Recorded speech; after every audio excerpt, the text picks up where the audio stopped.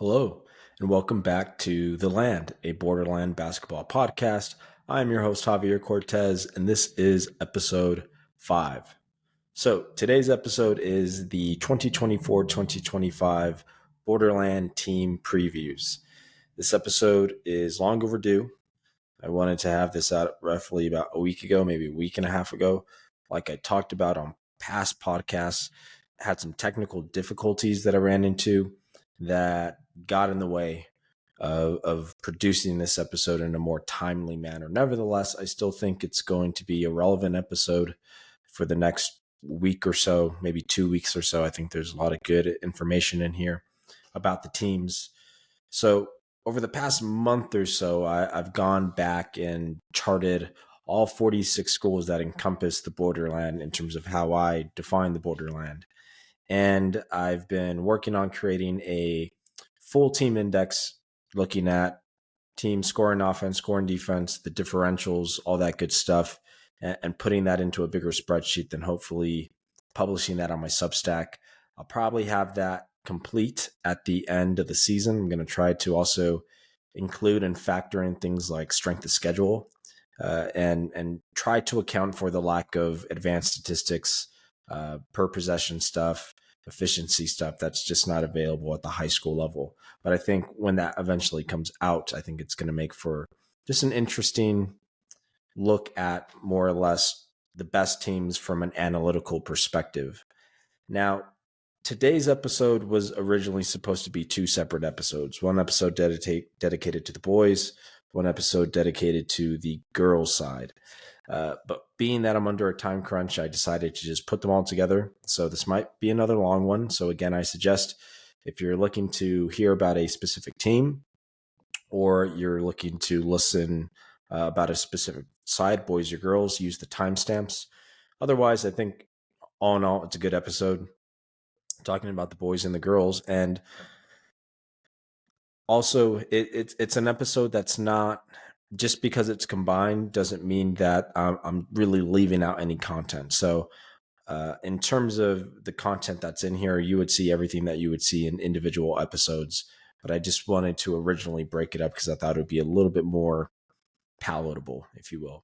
So before we get into the episode, I do want to talk about some of the criteria behind how I came up with this episode. So essentially, I'm not going to talk about all 46 schools. That's way too much.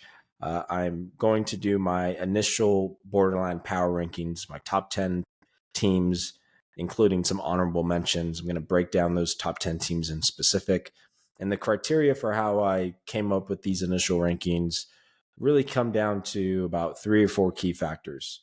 Number one, the returning talent. That's probably the most important. What does the roster turnover for each of these teams look like from last season coming into this season? How much of that returning talent played a significant role last season? What does the team chemistry and cohesiveness look like?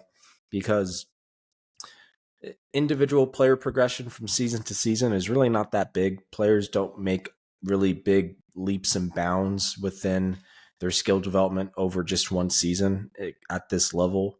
But teams that have large returning rosters with really talented players that continue to have a certain level of cohesiveness and chemistry, those are the teams that really start to separate themselves from the rest of the pack. So I'm looking for talent retainment, things like that. Second, record resume from last season. Who are the top teams that whoever I'm talking about beat? Who are the teams that they lost to but were still competitive? What are essentially the relevant wins and the close losses that factored into where they rank here? That's very important. And then the third point, more or less, and fourth is, again, overall competition, the level of competition that they face, but also adjusting for the district that these teams play in. Not every single district is going to be represented in these power rankings, but I tried to respect the fact that even though there's some teams that don't necessarily play in strong districts, I tried not to penalize some of those teams too harshly, because I feel like you play who's on your schedule, and if you dominate your schedule, whether it's against elite competition or not so elite competition, to some degree that needs to be recognized or rewarded in a sense. So that's more or less the criteria. But the last thing I just want to say on this is, these power rankings are not permanent. They're not set in stone. They're subject to change all throughout the season, and they're not predictive in how I necessarily think the season is going to go for all these teams. That's the beauty about sports. We can prognosticate all we want, and yet we still got to actually wait and see, watch the games. So these are going to change, from a week to week basis. I'll continue to update the power rankings on my Substack, on this podcast. But I just hope everybody kind of takes the ranking order of this kind of with a grain of salt. But I'm more or less trying to discuss and outline the best teams on each side based on really their resume from last season and how much of that talent from last season that they have returning. And that's more or less it. Now, before we get to those rankings, I just briefly want to get to some 2025 commitment news. Jessica Roberts out of Oregon Mountain has committed to Western New Mexico. Jessica Roberts is a phenomenal 2025 guard for the Knights. I got to see her at the Jamboree Showcase this summer. Really talented player, good height for the position, long and rangy on the ball, very smooth, very competent off the ball as well. So she's getting an opportunity at a D2 program, and she has a really big senior season ahead of her.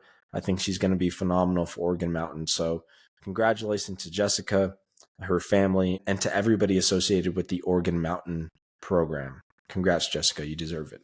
Now, for today's episode, I'm going to first talk about the girl side, and then I'm going to end concluding talking about the boy side. So again, if you're looking to hear about a specific side, use the timestamps.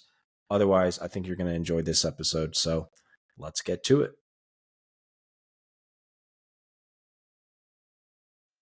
Okay, starting with the honorable mentions on the girls' side, the teams that are just outside of the top 10. First, we have Oregon Mountain. Last season, they finished 21-8, 8-2 in district play, right behind Mayfield for the 3-5A district title in New Mexico. They had a pretty decent run in the New Mexico State playoffs, won a couple games, comported themselves very, very well against very good competition. I think they're going to be a pretty strong program again. And like I previously mentioned, a player like Jessica Roberts, best player on the team, I think will have a phenomenal season, and they'll be able to, again, continue to challenge Mayfield, who finished with the top record in 3-5A. After that, I have the Alamogordo Tigers. Alamogordo last season finished just one game over 500 at 5-5 in district play. I think this team is going to be possibly better this year. They got some really good returning talent like Tia Gordon, Elizabeth Needham, two really strong interior players who are a low post mismatch for some of the teams in Las Cruces. So I think Alamogordo will be much improved. I think they're going to win more than 15 games, be more than a few games over 500. So watch out for the Tigers. After that, I have Chapin High School out of Northeast El Paso. Last year, the Huskies finished 13-20, 7 games under 500, and yet when it came to district play, they just squeezed into the playoffs at 6-4. This team's going to win more than 13 games this season.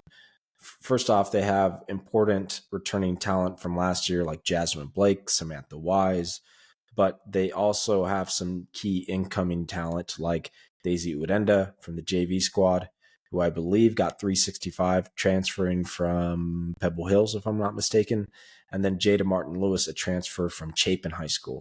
I think those two players are going to provide a lot of help in the backcourt for the Huskies. So this team, again, I fully expect them to be in the 1-5A playoff race and will finish with a much better record than they did last season.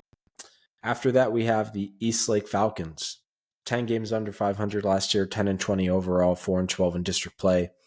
This is going to be a better team. The Falcons play in 1-6A, which is the toughest district that girls high school basketball has. 1-6A girls basketball last season was remarkably top heavy with 4 phenomenal elite teams, and I would say 5 teams overall that were really, really strong. So Eastlake's record is not really indicative of where I think they'll be this season. And with Americas dropping down to 2-5A, I think Eastlake is going to have a chance to fight for one of those playoff spots this coming season. So watch out for Eastlake and a prospect named Ivani Valdez, one of the best sophomores that we have in the Borderland. After that, I have the El Paso Tigers. Last season, they finished 24-10. El Paso, based on resume and wins, won a lot of games. I just have them outside of the top 10, though, because of their record against some of the other top teams in 1-5A last season. But absolutely, they deserve some recognition and some spotlight for what they did last season. So that's the honorable mentions: Oregon Mountain, Alamogordo, Chapin, Eastlake, and El Paso. Now, let's get to the top 10. So first, coming in at number 10, we have the Mayfield Trojans. Last season, Mayfield finished with a 23-6 record, 9-1. They were the 3-5-8 district champions. Elite scoring defense, 33.4 points per game is all they gave up. That's good for 8th in the Borderland out of 46 teams. They had a 10.4 differential, good for 9th in the Borderland. They lost in the state quarterfinals to Volcano Vista by 4 points. So this team, was really, really close to making an even deeper run within the New Mexico State playoffs. If they beat Volcano Vista, they would have played Hobbs, a team that they played respectably in the regular season. Volcano Vista actually ended up upsetting Hobbs, which was the number 1 seed last season. So this isn't a team that's far removed from the rest of the elite talent within the state of New Mexico. The really big thing for this program this year is that they have their top 3 players from last season returning, starting with Jaslyn Ruiz, who is arguably the best player in Las Cruces, in my opinion, the best guard in the city of Las Cruces, one of the best players in southern New Mexico, and somebody who's going to have a monster senior season. Next, after that, we have Lorena Villarreal, another 2025 wing who's super important for Mayfield last year. I think she's going to have a much improved season as a senior. And then Sienna McKines, a 2026 forward, a bit undersized for the position, but still somebody who is one of the better interior players within the city of Las Cruces. So they have their top 3 players from last year returning. I don't anticipate them running into too much problems or challenges within 3-5A. The challenges I think are going to come from Oregon Mountain, Alamogordo, but I still think they check out to be a tad better than those teams. That being said, Oregon Mountain did beat Mayfield twice last season. So that's going to be a really fun matchup when high school basketball kicks off in Las Cruces later this season. So that is Mayfield at number 10. At number 9, we have the Bel Air Highlanders. Last season, Bel Air finished with a 25-5 record, 8-2 in 2-5A, finished second in 2-5A. They averaged 50.9 points per game, good for 8th in the Borderland. Only gave up 32.7 points per game, good for 5th overall, and had an 18.2 scoring differential, good for 4th in the Borderland. They lost in the area round to Amarillo last season. So this team plays out of 2-5A. In terms of their regular season schedule, they didn't play necessarily against a lot of elite talent. But when they did have the opportunities, they played some of those teams respectably well. Beat El Paso last year, beat Artesia, a solid New Mexico squad. Had 2 really close losses to Riverside last year as well. The big thing for this group, though, they're pretty young last season. They finished second to Hanks, who went undefeated in 2-5A. And Hanks certainly showed that they were a step above Bel Air. But I think this team is going to be a lot better this year. They got a top returning senior in Alyssa Saldana, but they have 3 rising juniors in Mia Duran, Adeline Palomo, and Jade Martinez. Palomo and Martinez, I think, are going to make an excellent backcourt for Bel Air over these next 2 seasons. So the Highlanders are a team that I think, whether they finish second, first, third this year, I think they're just going to be an overall better team this year. Whether they win the same amount of games whether or not they, finish higher or lower within 2-5A. I just think 2-5A girls basketball this season is going to be much improved with the additions of Americas and El Dorado. But nevertheless, Bel Air is going to take up one of those playoff spots and do some serious damage down in 2-5A. not only this year, but next year because of that returning talent from the class of 2026 that they have for these next couple of seasons. So that is Bel Air at number 9. Coming in at number 8, we have the Montwood Rams. So Montwood finished last year at 17-14, 9-7 overall, 5th in 1-6A. They missed the playoffs, coming in at the 5th spot. They were only 3 games above 500, but I think if Montwood played in 1-5A, 2-5A, 1-4A, 2-4A, not only would they be a playoff team, but they would be a serious contender to win district in a lot of those lower district levels. Their record is indicative of playing against some phenomenal elite programs at the 6A level last year. Again, I cannot stress how good girls 6A basketball was last year. So Montwood's big thing was they just had a really hard time beating the best teams in 1-6A. Eastwood, Americas, Pebble Hills, Franklin, although they did beat Franklin once last year, had a 9-point loss against Eastwood, had a 7-point loss against Pebble Hills. So they were competitive against top teams, but they just were a little young last year. Their 4 best players that are returning are all juniors now. And again, I think that speaks to this team, not only this season, but the season after this season are going to be a tough out. So you're going to see a much improved Montwood team. I think they're going to be a playoff team out of 1-6A, especially with the Medicas dropping down. And you have players like Mia Harrison, who's one of the best guards in the Borderland, who I think is going to have a phenomenal year. Jaslyn Hernandez, one of the better bigs in the Borderland. And then you have other wings like Jocelyn Custard, Natalie Lechuga, who I think are really going to be interesting. Harrison and Custard, I also think are going to make a really interesting dynamic backcourt for the Rams. So this is a team that it really projects well this season. But in addition to that, I think following this year, they're going to be excellent as well. So look out for Montwood. This is a team on the rise that has a lot of talent that will be around for the next couple of years. Coming in at number 7, we have the Riverside Rangers. So Riverside is coming off an excellent 2023-2024 season. They finished 31-2, 8-0 in district play. They were the 2-4A district champions, averaged just a shade under 60 points per game, good for second in the Borderland. Only gave up 28.3 points per game, good for first in the Borderland, and they had the biggest differential in the Borderland at 31.6. They lost in the area finals to West Plains last season.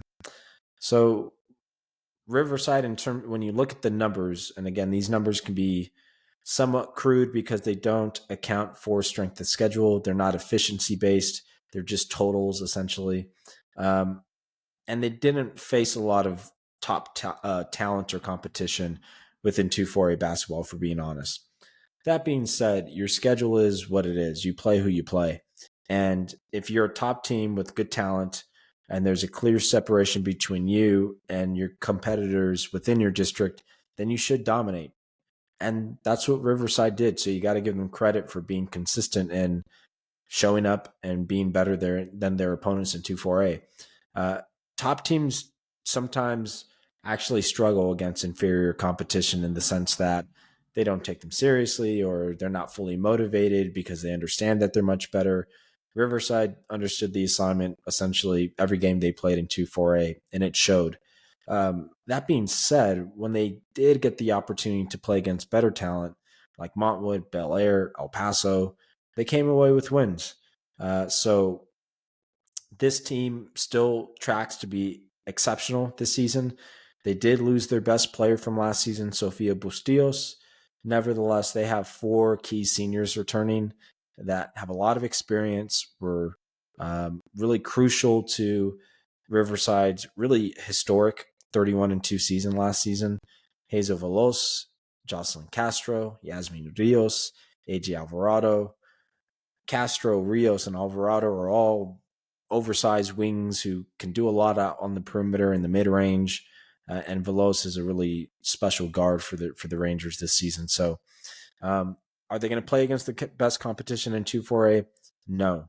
But within that, they're going to take care of business. They're most likely going to repeat as 2-4A champions. At the very least, they'll be in pole position to repeat. So Riverside is they're due for another excellent season down in 2-4A. So that's the Rangers at number 7.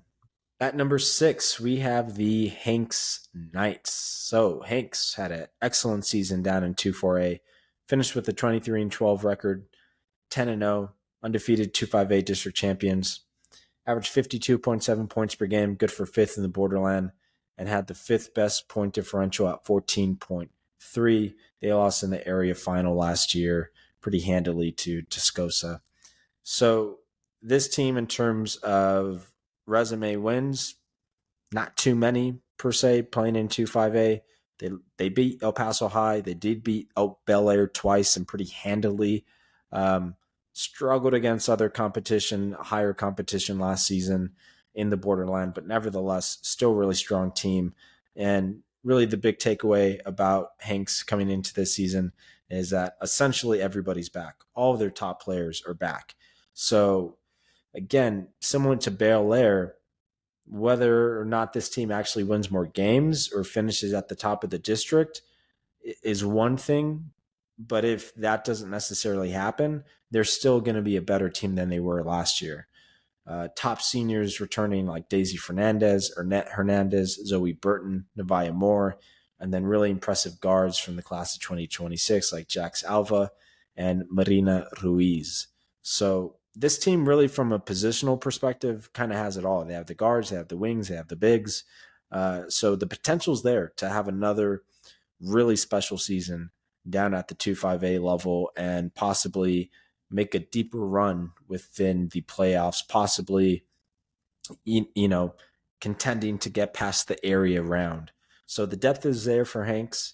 They have the experience from last year. Again, essentially everybody's returning. So I think Coach Padilla and Hanks are going to be a tough out this upcoming season. So that is the Knights at number 6.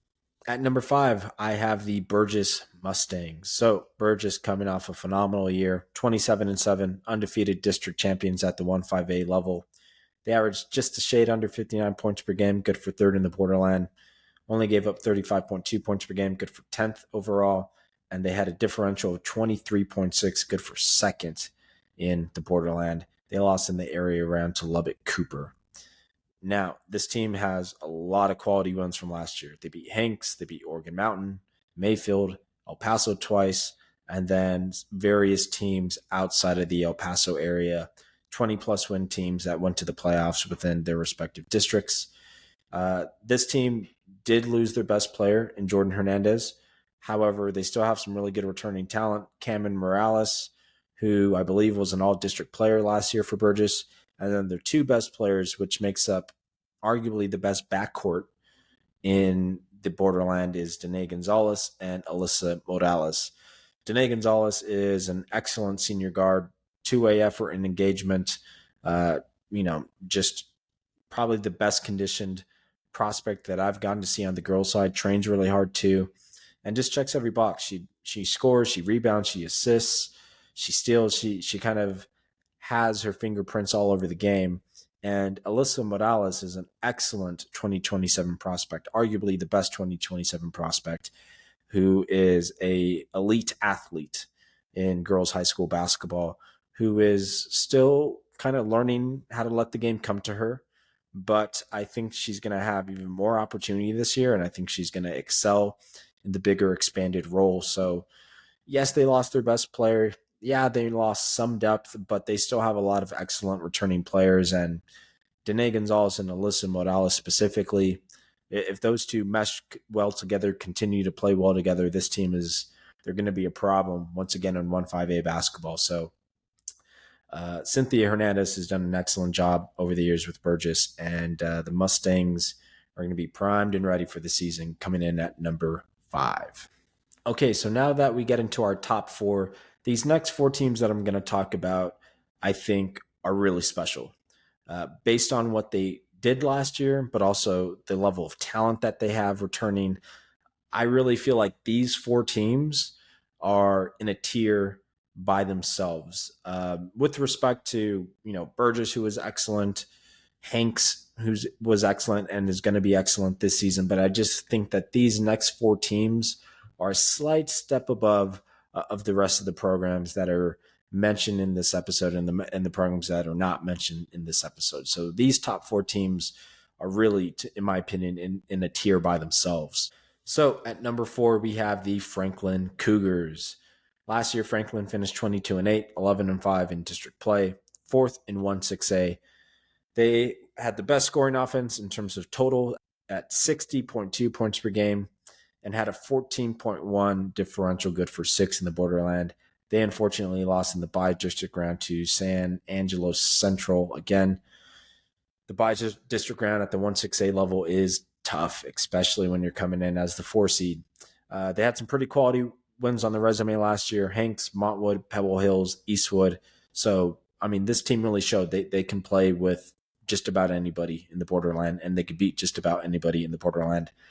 They come back with a fair amount of depth, even though they lost senior guard Caitlin Clark. But they still got just about everything you need to be one of the better teams in the Borderland. Starting with Emma Balsiger. Emma Balsiger is the most prolific three-point shooter the Borderland has, and I think she's just going to have a phenomenal senior year. She paired really well last year with Caitlin Clark. They were the best scoring backcourt the Borderland had to offer, and although Clark is gone, I actually think Franklin's backcourt is going to be a lot better this year. And it has a lot to do with incoming freshman Allison Della O. She's the lone D1 recruit on the girls' side. She already has an offer from UTEP and hasn't played a minute of varsity basketball yet. That being said, the talent is obvious. She's a great table setter, great with the ball in her hands, diagnosing, seeing the floor. And I just think her skill set as an on-ball facilitator who can also score, and Balsiger, who's so good off the ball, so good in catch and shoot situations, so good at spacing the floor, I think that's going to be a very dynamic backcourt and arguably the best backcourt that girls high school basketball has in this area. That being said, they have other players on this team who I think are just going to be really influential and really important. Chief among them is Kyla Winfield, a 2026 big who can play at the 4 or the 5. Really athletic for the position, a good rim protector, a good shot blocker, a good shot contester. I think she's really going to break out this season for Franklin and really, she's going to be on a lot of people's radars after this season for the Cougars. So she fills a really important role on that team. But then you have other people like Cameron de Avila, who I think is going to do some of the dirty work for this team. Guarding on the perimeter, pressing, just high intensity, high effort player for the Cougars who's going to give them some versatility in the backcourt and how she's deployed. And then you have Isabella Lee, another freshman who not sure what her role necessarily is going to be this season. She's probably going to come off the bench, I would assume, but I think she'll play an important role. And like Della O, will be a special backcourt over the next 4 years for the Franklin Cougars. So that's Franklin at number 4. Watch out for the Cougars. They're going to have a chance to win 1-6A basketball on the girls' side this season. Okay, number 3, we have the Pebble Hills Spartans. Last season, they finished 25-9, 12-4 in 1-6A. They finished 3rd. They averaged just a shade under 55 points per game, good for 3rd in the Borderland. And they had a 9.0 differential, good for 11th. They lost again in the bi-district round to Friendship. Again, another tough, really, really tough bi-district matchup in 1-6A for the girls. A lot of resume wins. They beat Burges, they beat Riverside, they beat Montwood twice, they beat Franklin, Eastwood, and then a host of other Texas teams that won 20-plus games. This team, again, basically returning all their top talent, which just means this team is going to be really tough to beat, starting with Jordan Sapien, who is arguably the best player in the Borderland. If you watch my girls prospects episode, she was the general consensus top player amongst her peers, and really, I think the general consensus best player amongst people who know girls high school basketball in this area. Phenomenal with the ball in her hands, high IQ, the highest IQ, gets to wherever she wants on the floor. She's just so good at controlling the pace of the game, action in the half court. I mean, she impacts everything. And I think she's going to have a phenomenal senior season. I mean, just statistically, what she did over her past 2 years at Pebble Hills has been astounding. So Sapien is primed to, really cement herself as the best player, not only in 1-6A basketball, but the best player in the Borderland. In addition to that, they have Crystal Talavera, Olivia White, two really key seniors for them who are both going to play college basketball, who knows where, but they'll get those opportunities, who are excellent players. Talavera paired with Sapien in the backcourt is going to be tough to deal with. White gives them some of that interior presence down low. And then you have Mia Delgado, who's, again, one of those star prospects from the class of 2027, who's a wing around 5'8", 5'9", who's comfortable out on the perimeter, learning how to kind of impose herself a little bit more inside, who I think is just going to provide a lot of good depth for this team. So this is a Pebble Hills team that's returning a lot of their key talent, that has a lot of experience, a lot of good wins from last season, and they'll be able to compete alongside Franklin for that 1-6A title. I think it's going to be a phenomenal race, and they weren't far off. They went 12-4 last year. So Pebble Hills is undoubtedly one of the best teams. I'm excited to watch them. I can't wait to watch them in person this season. So watch out for the Spartans at number 3. Number 2, we have the Americas Trailblazers. Americas finished 27-7 last year in 1-6A. They finished with a 14-2 district record. They had a co-share of the district championship last season with Eastwood. They averaged 51.6 points per game, good for 6th in the Borderland. Had an 11.9 differential, good for 7th overall, and they lost in the area final to Southlake Carroll. As far as resume wins go, it's a long list. They beat Burges, Hanks, Montwood, and Franklin twice, Pebble Hills twice, and then a host of Texas teams that won 20-plus games. So, the only team in this area that truly got in the way of Americas was Eastwood. But this team was still fairly young from last season, and they were phenomenal, and all of that talent is returning, and they're all juniors now. It's a trio of fantastic undersized guards in Kaylin Matrano, Jaden Herrera, and Mary Brooks. All three of those players are just really smart, have really good chemistry with each other, can play on the ball, off the ball. Mary Brooks is a really good standstill, spot-up shooter. Herrera, Matrano, really good point-of-attack defenders, dynamic with the ball in their hands or without the ball in their hands, and fast-break transition sequences. And the best player on their team is Kylie Marquez, who, if she gets the right exposure, continues to develop, gets nurtured well, can play D1 basketball. She has that type of talent, and I think she's primed for an excellent junior season.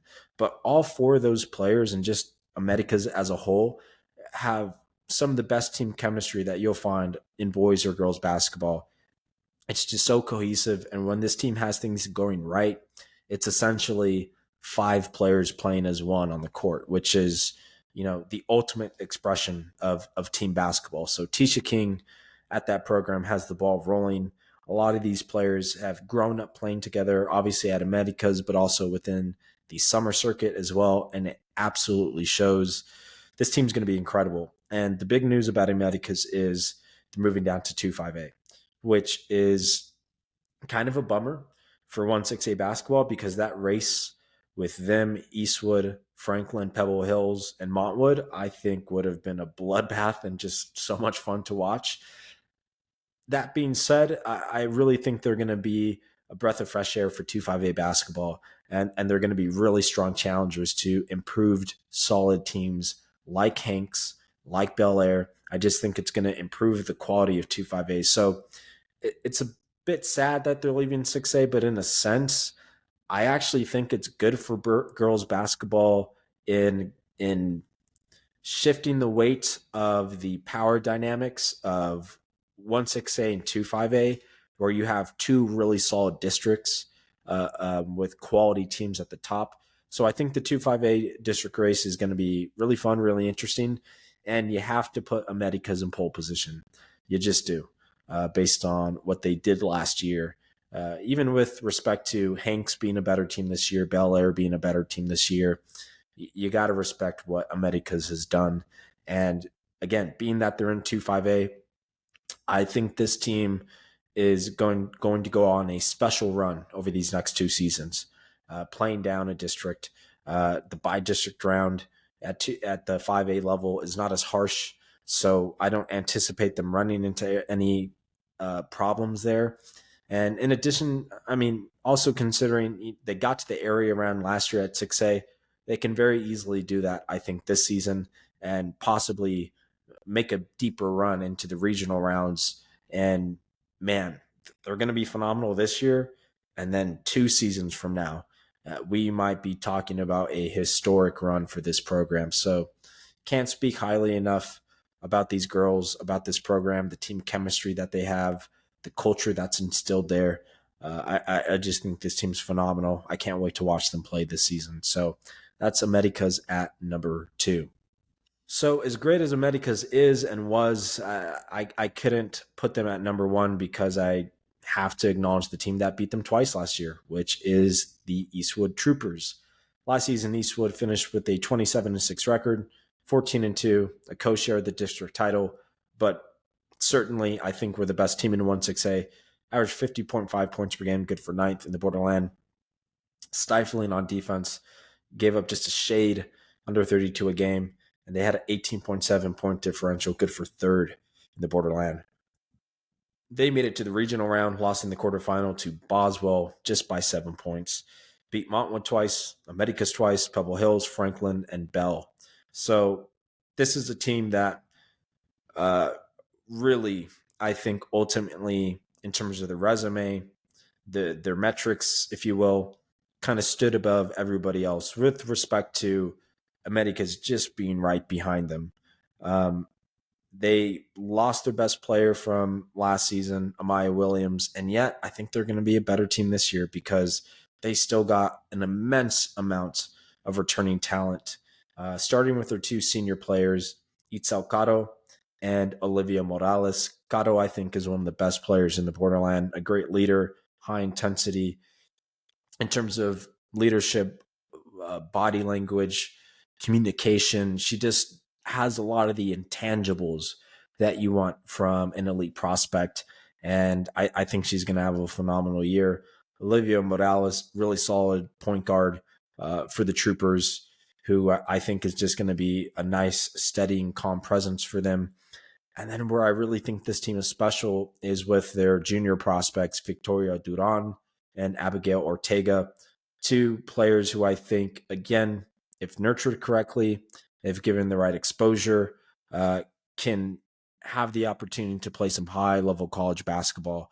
Abigail Ortega has some of the highest upside of any prospect on the girls' side, really talented shooter and scorer. And I think Victoria Duran is Eastwood's best player. Just all around does everything very well, checks every box, high energy, high effort, 2-way player. And it's just a matter of becoming more efficient throughout these next 2 seasons. But with Americas out of the picture in 1-6A, you have to put Eastwood in pole position. That being said, I really do think that Pebble Hills and Franklin are going to make really strong challenges against Eastwood this year. But you got to give Eastwood the slight nudge edge in those races. But I think it's going to be a phenomenal season. And what Coach Falk is doing there, again, it's just a deeply instilled positive culture that is player induced.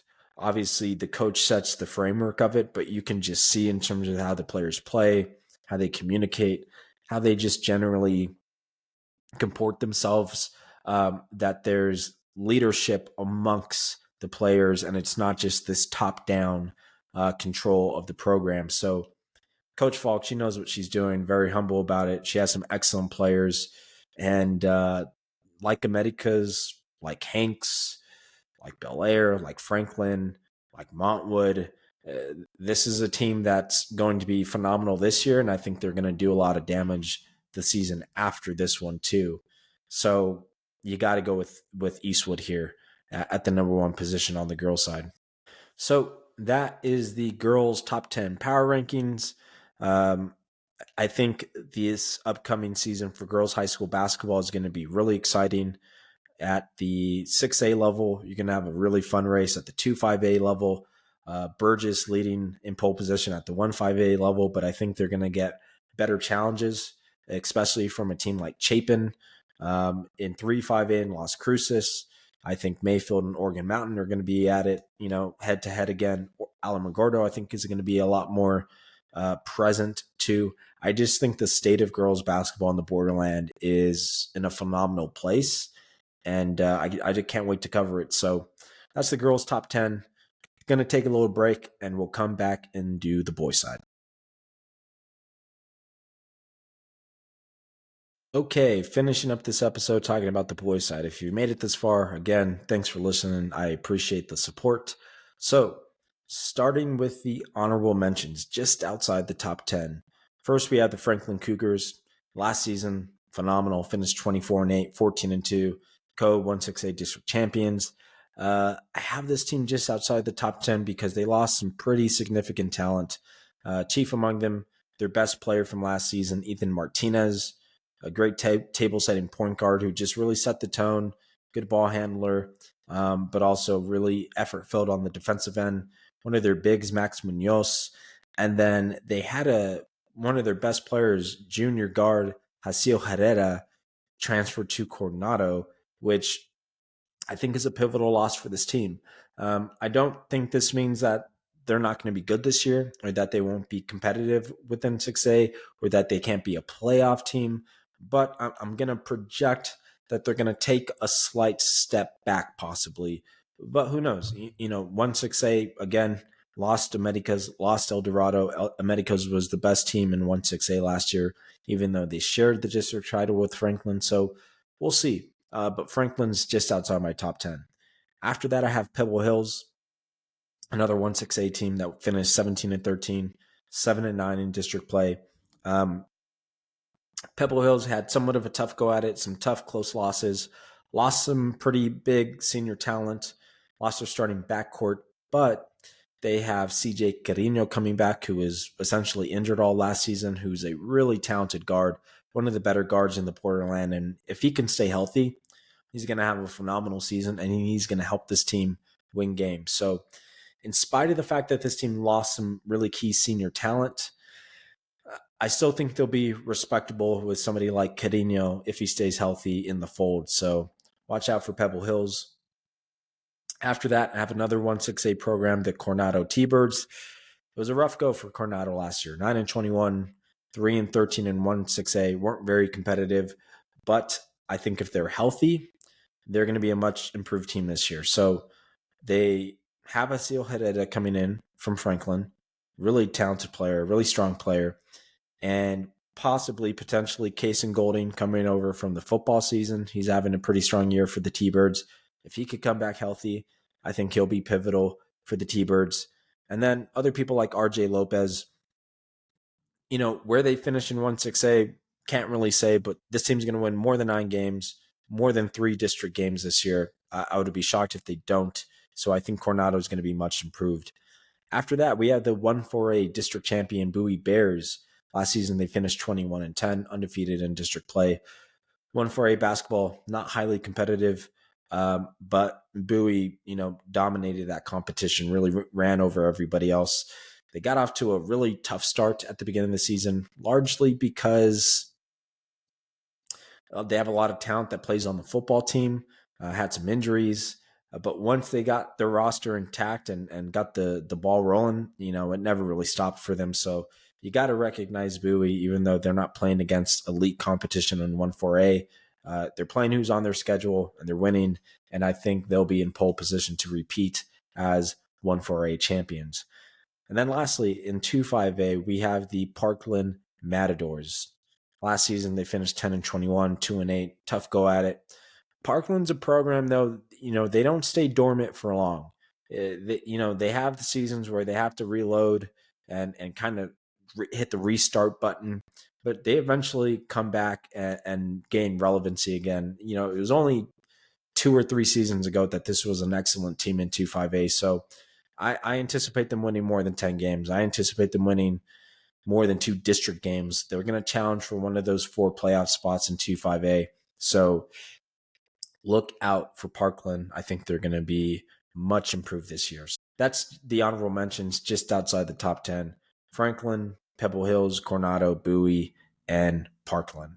Now let's get to the top 10. Number 10, we have the Andress Eagles. So Andress is coming off a 20-13 season, 7-3 in district play.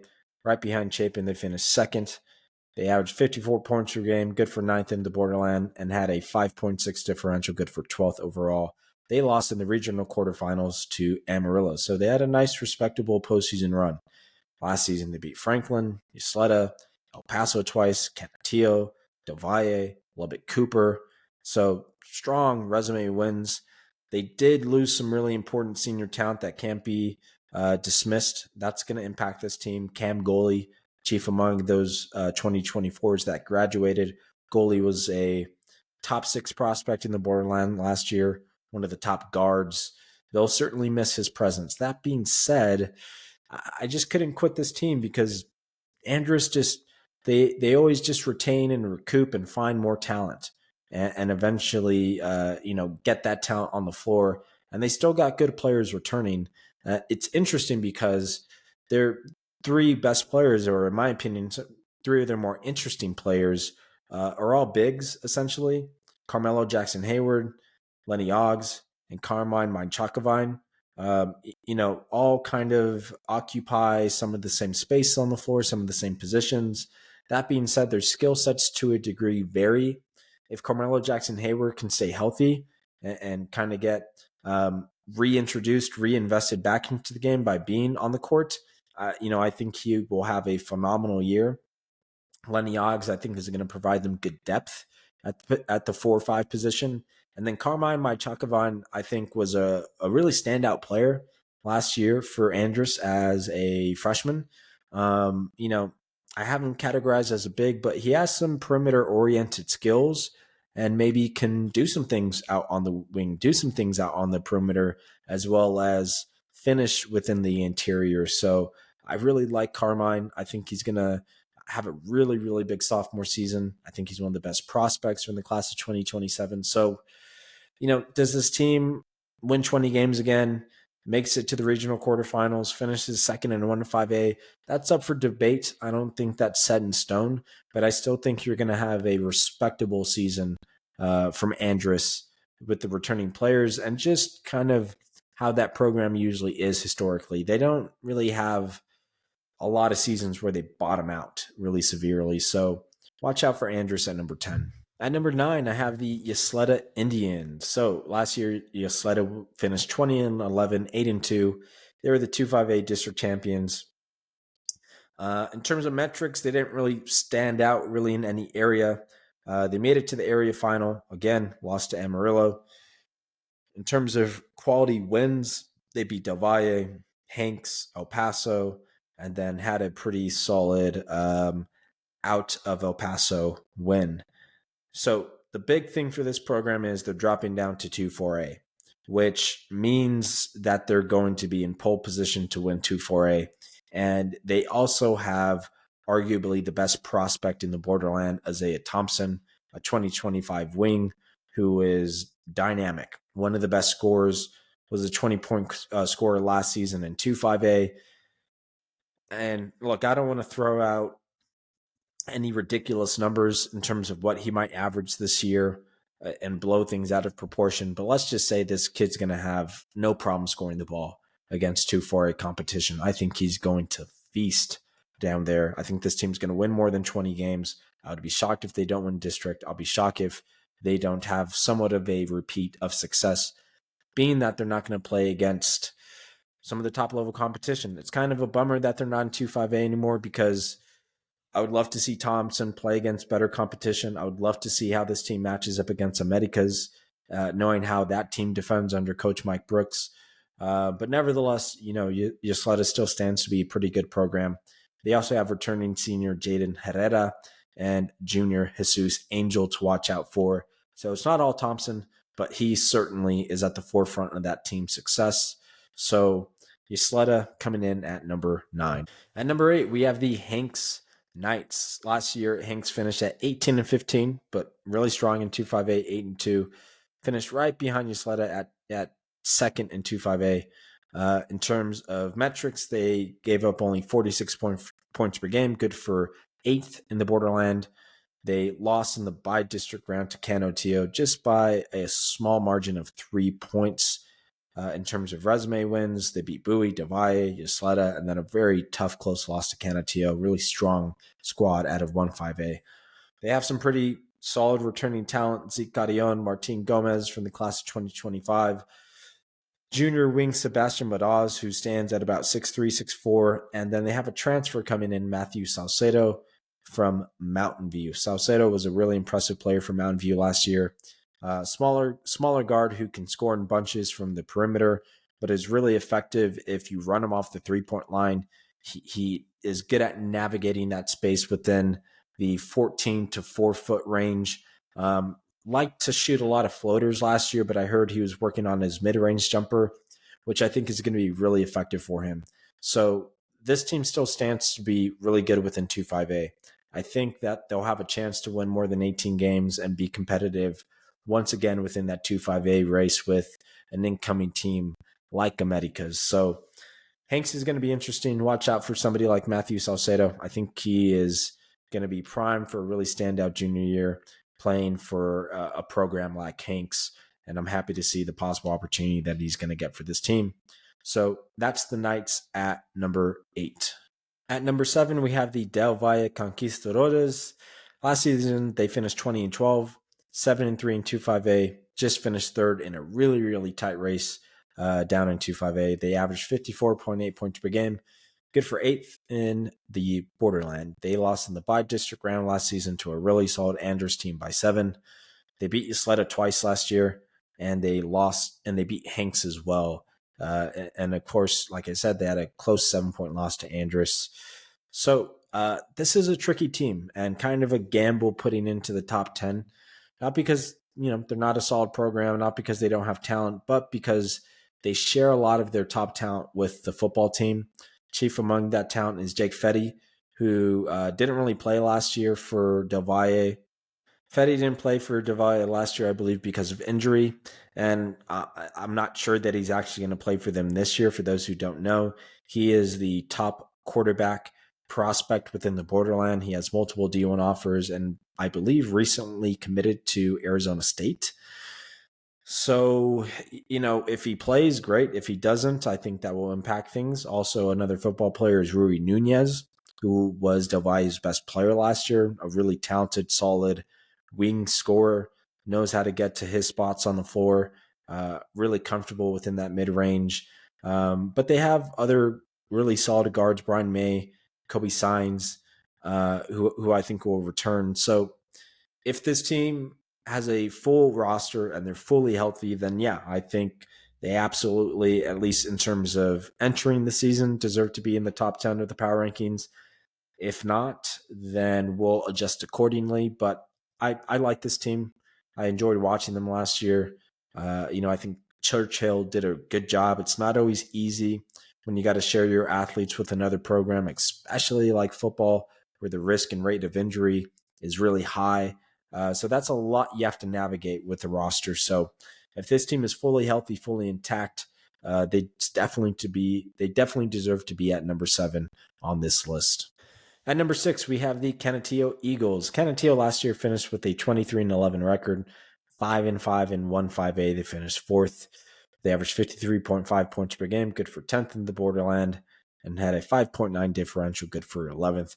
They lost in the area final to Palo Duro. Some solid resume wins. They beat Anthony, Ysleta, Hanks twice, and Andress. Now, this team had some pretty good depth last year. They're about 5 or 6 players deep. They could get scoring from just about all 5 or 6 players, kind of a more egalitarian scoring model. There wasn't like one key player that consistently got all the shots, got the ball.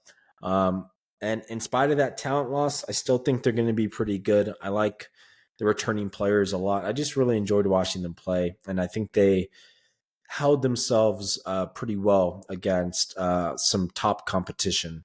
So they got Austin Bonilla and Donovan Mosier, who I think are going to make for a really dynamic backcourt. Bonilla, in my opinion, is the best player for the Eagles. Good table setter, reliable ball handler, and just one of the best point guards that the Borderland has to offer. Donovan Mosier and Giovanni Ortiz, I think, are going to have a lot more opportunities to prove themselves as scorers this season, being that they don't necessarily have the same type of depth. So I think you're going to see a big senior season from Mosier.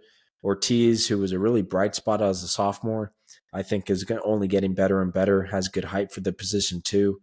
So, yeah, this team lost some depth, but I like what Coach Morales is doing down there. I like the returning players that they have. And look, they won 23 games. They had a respectable playoff run. So, I'm leaning towards Canutillo still being a pretty solid team and making it into the playoffs to the 1-5A district. So that is the Eagles at number 6. At number 5, we have the Americas Trailblazers. Americas was phenomenal last year. In my opinion, steadily the second best team in the city of El Paso and possibly the second best team in all of the Borderland. I think it was pretty close there with them in Oregon Mountain out in Las Cruces. So Americas finished last season with a 29-5 record, 14-2, co-district champions, but certainly the most consistent team overall in 6A basketball last year. Best scoring defense, only allowed 33.7 points per game. That is 17.9 point differential. They lost in the bi-district round. Again, 1-6A bi-district round is tough. You don't get a lot of easy opening rounds necessarily. They had quality wins over Ysleta, Andress, twice over Eastlake, twice over Franklin, and they beat Permian. This team lost some really important key players, Aiden Marquez, Larion Johnson, and Vinny Vicencio. So that cannot be undermined or disregarded. They got some important players coming back. Christian Baca, Josh Picardo, two really solid guards. In spite of that talent loss, I just can't really rule this team out. Kind of similar to Andress, they'll ebb and flow in terms of how much they'll win, but this is not a program that like really bottoms out and wins single digit games in a season. They're consistently pretty good, and that just really speaks to Mike Brooks, his style of play, much more slower, much more methodical. Limits possessions and is just really stringent in how his team runs things, how his team executes. He just runs a really tight ship, and he doesn't let his team beat themselves. So they have a model that produces wins. And looking at their schedule, there's a lot of winnable games on that schedule. So it's even with that talent loss from last season, I just can't. I can't disregard this team, and they have a pretty decent pipeline with their JV program. So you're going to see other players coming in from the JV program that are going to contribute. So Americas, will they win 29 games this year? Not sure. I think they're going to have a great chance at winning the 2-5A district title, and with that, potentially winning maybe a playoff game or two. But they're going to be solid overall. I mean, that's just how this team is ran. This program goes under head coach Mike Brooks, so you still got to respect what Americas is doing on a season-to-season basis. So the Trailblazers are at number 5. Number 4, we have the Eastlake Falcons. Last season, Eastlake finished 21-15, fourth in 1-6A. In terms of metrics, they don't really stand out area. They lost in the bi-district round to a really solid friendship team. Can't blame that. Tough matchup in the first round. Not a lot of resume wins. They beat El Paso, had a really tough overtime loss to Eastwood last season. If you replay and re-simulate those last 2 minutes of that game against Eastwood, which I believe was on the road at Eastwood, 9 out of 10 times they probably win that. But on that 10th time, Eastwood and Devin Falk Ramirez, they just executed better down the stretch. So not a lot of resume wins. But this is going to be a better team. They lost some important players, Lucas Brandon, Mateo Ladis, and Aaron Vargas. But I think they're going to be better.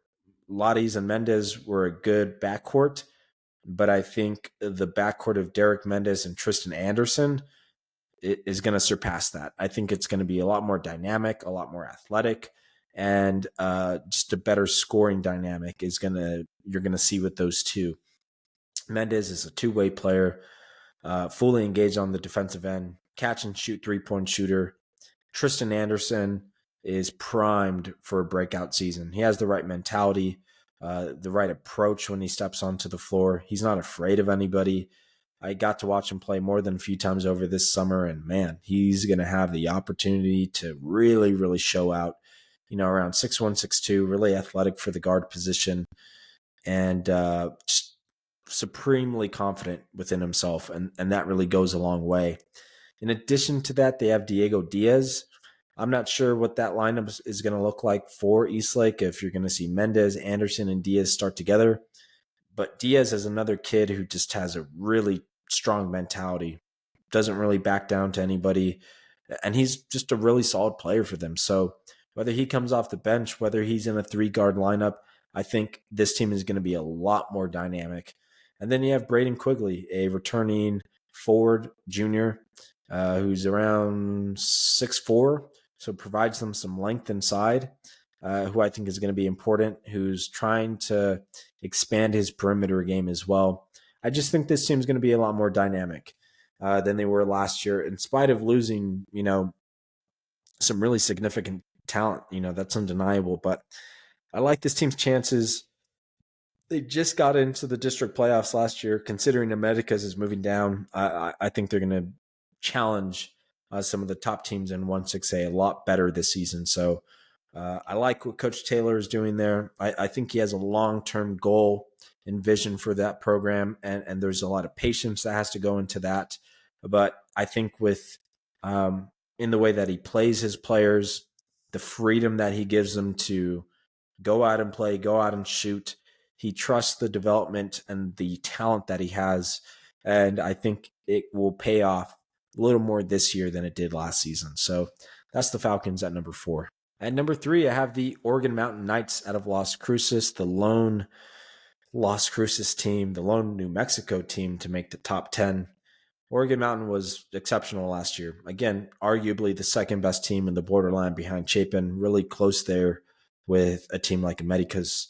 They finished 29-2, undefeated in 3-5A. They were the state runner-ups. Their only 2 losses were to Volcano Vista, who won state. They averaged 62.8 points per game, good for 4th in the Borderland. They had a 15.9 margin of victory, good for 5th. And they beat a host of really solid New Mexico teams last season. Didn't play any El Paso competition last year. It would have been interesting to see them do that. I think they would have matched up really well against just about everybody. They would have had tough games if they played Chapin. They would have lost that game for sure. But against Americas, Eastwood, I think they would have had competitive chances against those teams with what their roster looked like last year. Oregon Mountain is interesting because there's some significant change with this program.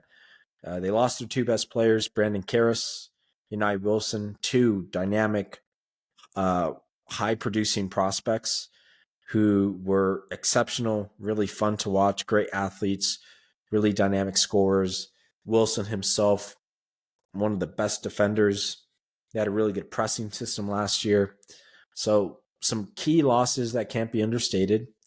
That being said, they still got a lot of returning talent.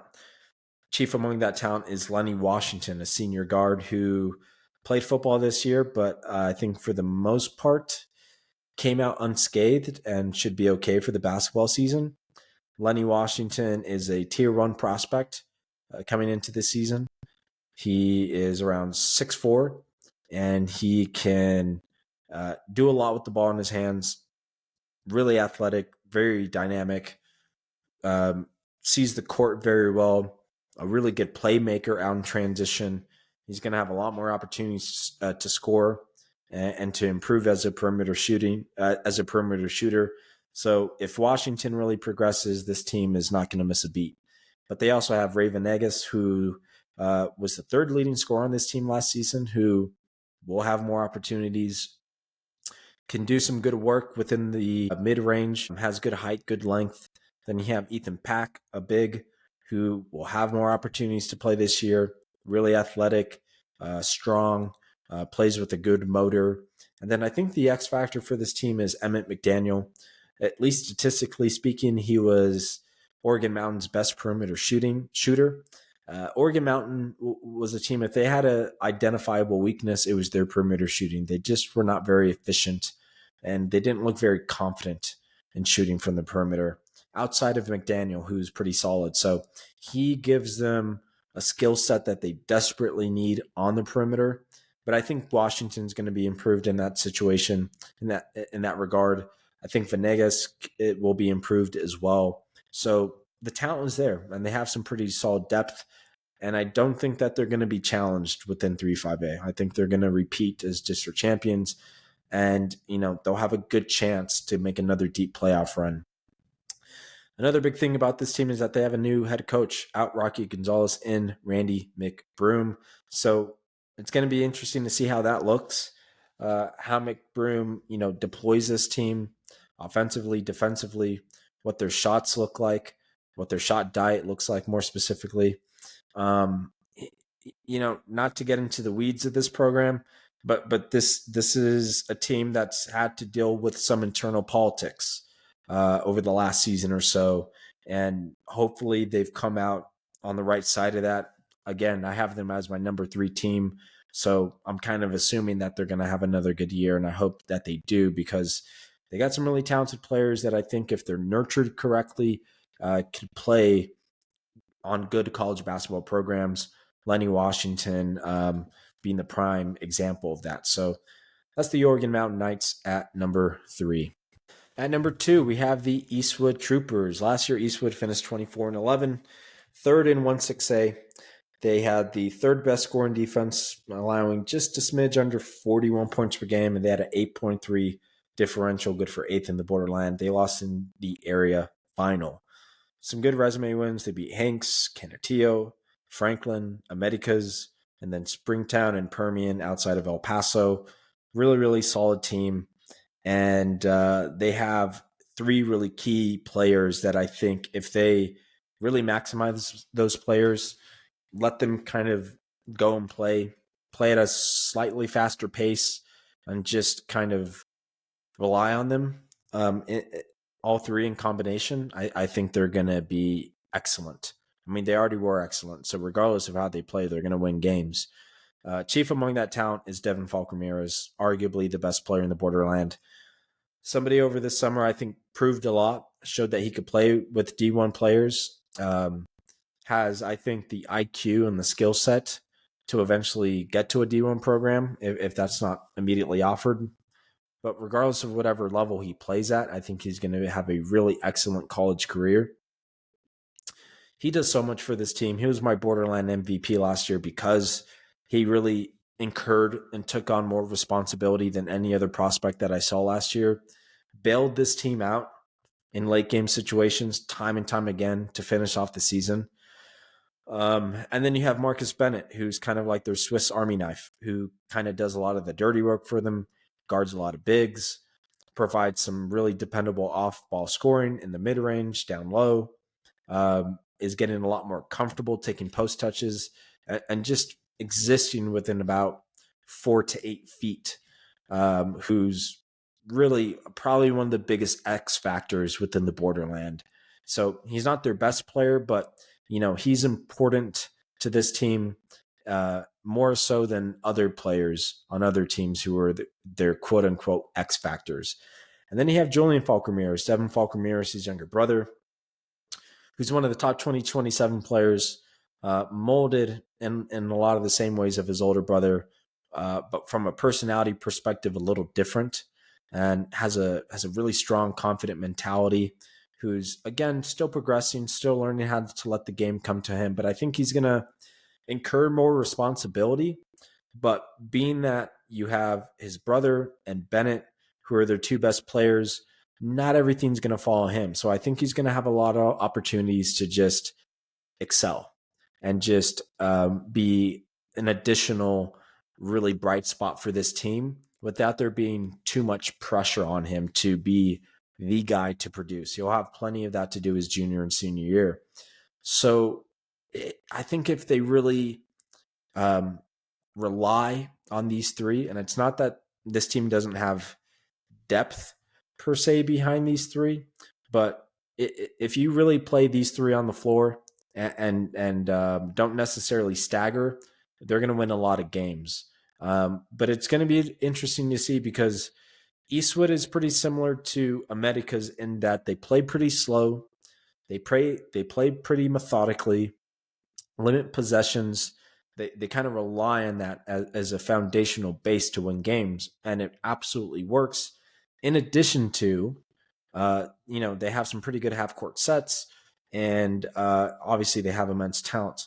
I think if they can vary their pace of play this season, get players like Devin and Julian out in fast break transition sequences more, just so they're not relying on consistent half court execution, I think they're going to win games more handedly. So if they can vary their pace of play, it doesn't have to be drastically extreme, but there are just situations last season where they found themselves in close games where I'm not really sure that they had to be. There were so many games close and down to the wire where they eventually put the ball in Devin Falcomir's hands and he won them a lot of games, but I'm not sure that they had to be in those positions. So if they just slightly tinker and modify the way that they play, it's going to make them breathe a little bit easier later in games. But nevertheless, it's a finely tuned program. It has excellent players. It's not just these three.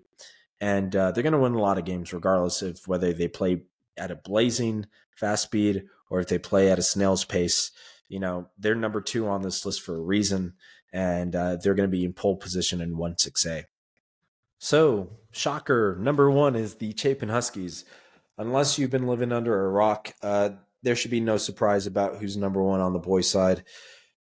Chapin came off a historic season last year under head coach Rodney Lewis. They went 34-5, undefeated in district play, won the 1-5A district title again. 63.8 points per game, good for second in the Borderland. Opponents only averaged 39 a game, good for second, and they had the best point differential at 24.8.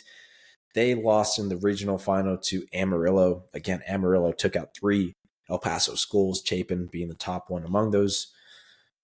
In terms of quality wins, a host beat El Paso High twice, Franklin, Hanks, Andress twice, and a ton of really good 20-plus win playoff teams all over the state of Texas at the 4A, 5A, and 6A level.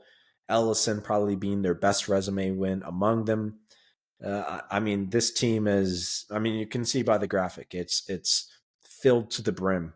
There's just so much to say about this school team program, starting with their depth. I've identified 8 players, and I'm not trying to exaggerate by adding all these players, but I add all these players because it just speaks to how strong this team is. They have an immense amount of depth.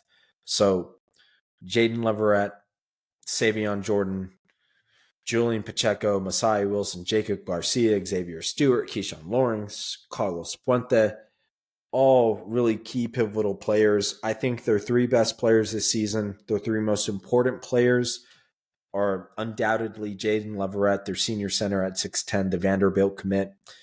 I had him as my number 2 prospect in the Borderland 50 last season.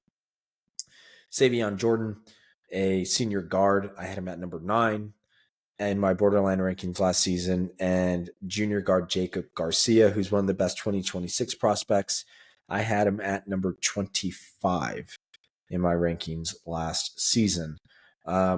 If those 3 players, if they can consistently rely on those 3 to produce for them in the half court, this team is going to be immensely tough to beat. Jaden Leverett is going to command a lot of attention for this team. He's a complete mismatch within the El Paso area. He's really going to matter a lot more for them come the playoff times and how this team matches up and plays and defends against teams that are more equipped with height and length to deal with him. But if he can just consistently improve and smooth out his half-court scoring, teams are in trouble. Savion Jordan has a really strong chance, I think, to really break out this year. He's probably sacrificed more than any other prospect that I saw, considering his talent, his upside on both ends. I think he's going to get more opportunities. Again, if he comes in as an improved half-court perimeter shooter, an improved ball handler, this team's going to be scary. Julian Pacheco, solid point guard, steady, good standstill shooter, provides them spacing. Arguably their best perimeter shooter. I think he'll be great for them. Messiah Wilson, most likely coming off the bench, again, providing that depth. And then there's Jacob Garcia, who was one of the most impressive prospects that I got to scout last year. This kid is no fear. He'll take any shot, the biggest shots, the most important shots, the most consequential shots, without hesitating. He just has the right mentality when it comes to play, competes hard on both ends. I'm assuming he's going to start this year, and I really have no questions or doubts about what he's going to be able to do based on what he did as a sophomore. Xavier Stewart, possibly coming into the starting role. We'll see. He's going to occupy kind of like maybe that third or fourth guard position, playoff ball, maybe have to slide down the lineup and play as a small ball four. He's going to have to do some dirty work for them. He'll be good pressing for them. When he came onto the court last year, that's really where he made his bones: defense, effort, hustle plays, scrambling, all that types of stuff. So Stewart is a really essential piece for this team, especially on the defensive end. You have Keyshawn Lawrence, who I think is going to be tasked with doing some of the same stuff that Stewart did. Again, when he came onto the court last year, it was really a lot of just hustle, intensity. You have to defend if you want to get minutes on this team. And then there's Carlos Puente, who is regarded as one of the best 2027 prospects, an excellent freshman who would have played for this team as a freshman last year. And if you, again, consider this team's depth, that's saying a lot. He had to deal with, I believe, an ankle injury. I believe he played football this year. So if he's coming in healthy, he's going to find a role to play. And I think he'll play a big one. He's a dynamic player who's only getting better. So hopefully he can stay healthy. This team lost some considerable talent from last year. Brandon Himes, who was the best player in the Borderland. Mudiay Gaboa, one of the best defensive players, really strong wing. Bryce Prather, who was a great role player, leader, culture setter for the team as a guard. And Peyton Parker, one of their bigs who played as a 4, also played at the 5 when Jaden Leverett was injured or on the bench. And then Evan Woodside, who was more of a deep bench player, didn't play much, but, good part of the culture for that team who, if he played at another program, would have got more minutes for sure. But essentially, obviously they lost their best player, but essentially what they lost last year, in my opinion, was a lot of really strong wing depth that could fill the 3, 4, and 5 positions out. In terms of where their depth lies this year, it's more at the guard position. They're not going to be as big with respect to having a 6'10 center, but they, for the most part, against El Paso teams, could still be pretty big, could still be pretty physical, and in some ways better defensively when they had people like Parker, Himes, Gaboa, Jordan, and Prather or Pacheco or Garcia on the floor. They were phenomenal pressing. So losing players like Gaboa and Himes specifically, those two mean a lot to what this team did last year defensively, especially pressing, because Himes and Gaboa were just phenomenal athletes that were just really, really great within a pressing system, really great within a zonal scheme. So that's going to be a loss for them, undeniably, which is why I think, again, somebody like an Xavier Stewart, he's going to have to fill that same role of a Mudiay Gaboa to a certain extent. So they're going to have to rely on their guard depth. They're going to have to rely more on Jaden Leverett. They're going to have to rely more on Leverett and Jordan within the half court, scoring the ball for them. But look, all in all, this team is primed for another excellent season. There's some rumblings that their streak of 72 straight wins against El Paso competition might come to an end this year. I think they might be challenged more, but certainly they're going to be in favorites in every game that they play against El Paso competition. But whether the streak continues or not is not the most relevant thing. It's for this program, it's deep playoff runs. And I think the bigger question is, can this team make another Elite Eight appearance? That is up for question. That is, we're going to have to see what this team looks like through about 10, 12 games to probably make a better determination of that. But at the very least, they'll get out of the by-district round, no problems. They'll get out of the area rounds, no problems. I think it's when they get into the regional rounds is where they're going to be challenged a lot more, because they almost got upset last season in the regional round before losing to Amarillo. So this team is going to be phenomenal. And, really the big news about this team is obviously head coach Rodney Lewis stepped down, and Tevin Caldwell is the new head coach there. Somewhat of a shock in terms of the hiring process from what I've heard internally, but I like Tevin. I really do. I think he comes in with a strong resume. Sat on the bench at Americas under Mike Brooks, who he played for when he went to Americas. Sat on the bench at Pebble Hills. Played at UTEP under head coach Tim Floyd. So, he comes from a pretty solid coaching tree.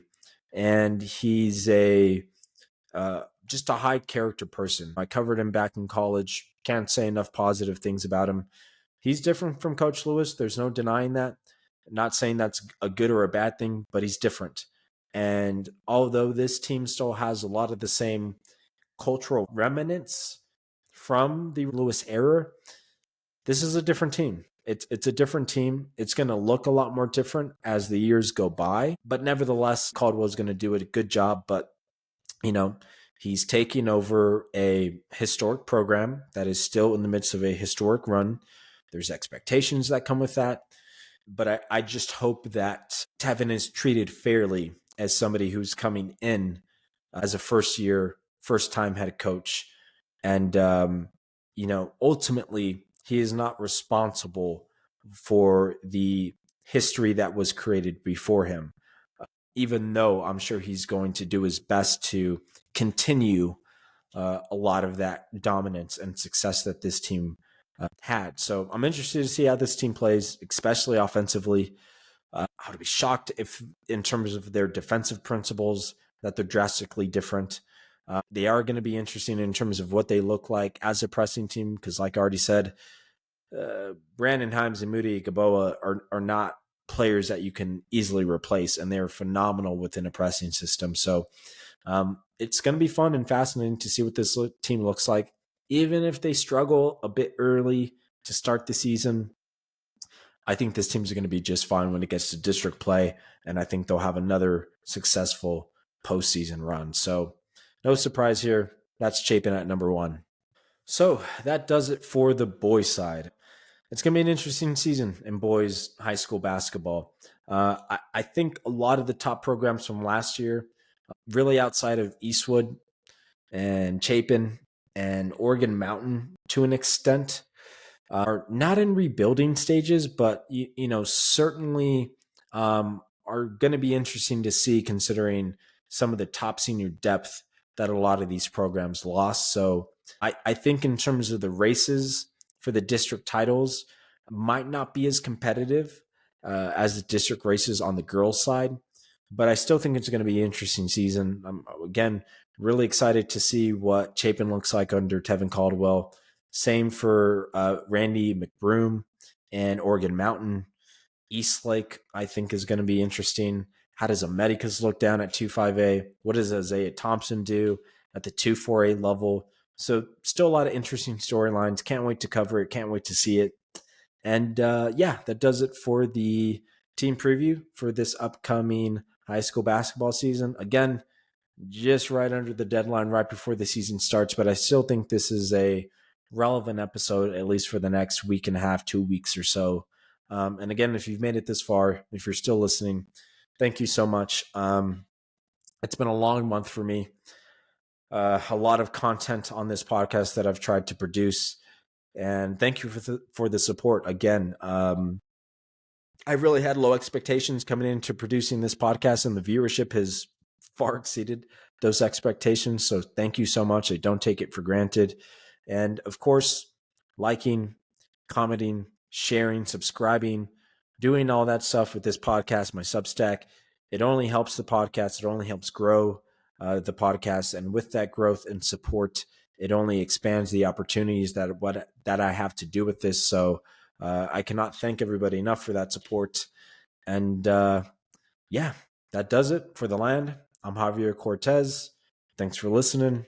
I'll catch you next time.